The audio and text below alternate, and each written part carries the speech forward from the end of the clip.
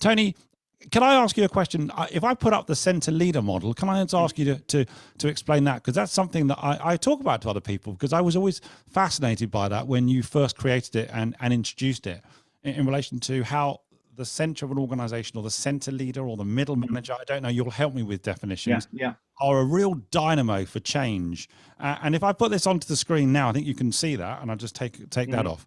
But you talk about the center leader is in the interface between strategy, results, culture, and people. And again, I'll ask you for your best contacts so people can reach out and either see this on the video or get it from you. But just help us understand what we're looking at the moment, the middle out, the adaptive leadership system.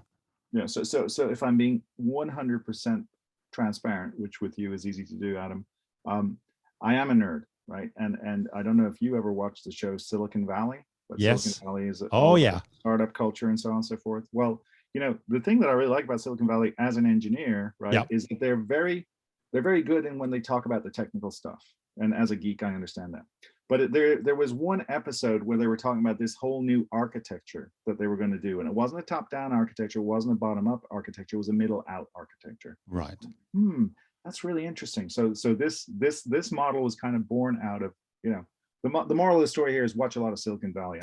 There we go. You were inspired by. I do love it. It is a great program. Because you never think about that. You think about, you know, a data hierarchy that's up and down. I'm not going to geek out too much, but so I started to think about it, and I said, you know, if you wanted to think, I think about organizations as networks or relationships. I start to say, okay, if you think about that, or also if you think about strategy, because I teach a lot of strategy, and we think about value network analysis rather than value chain analysis, which is the new way you think about ecosystems.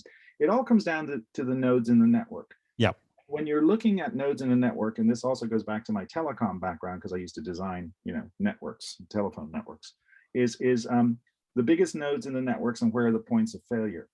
And so the question here is, if you took X person out, could the whole system collapse? Okay. And if you look at it, the people who sit in the center are not dinosaurs. We always say, oh, the middle layer is dinosaurs and we can wipe them out and we can have information technology take it over.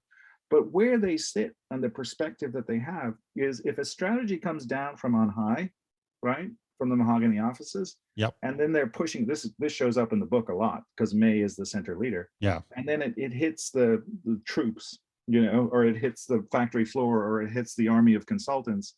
And they're like, what is this? It's never going to work. The first person who knows that is the center leader. They know, right, immediately that it's DOA, it's dead on arrival. But they rarely, you know, architect transform do the same model we used to use at CE. They don't have a channel back up.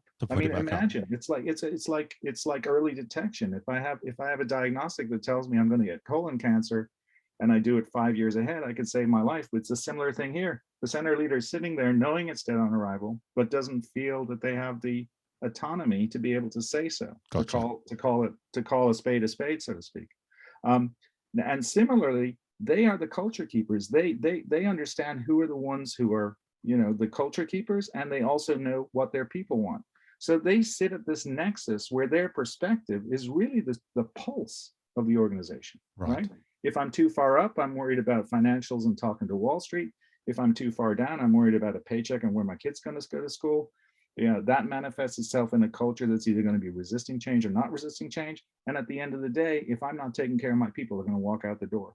Who is better positioned in the organizational system than those who sit in the middle?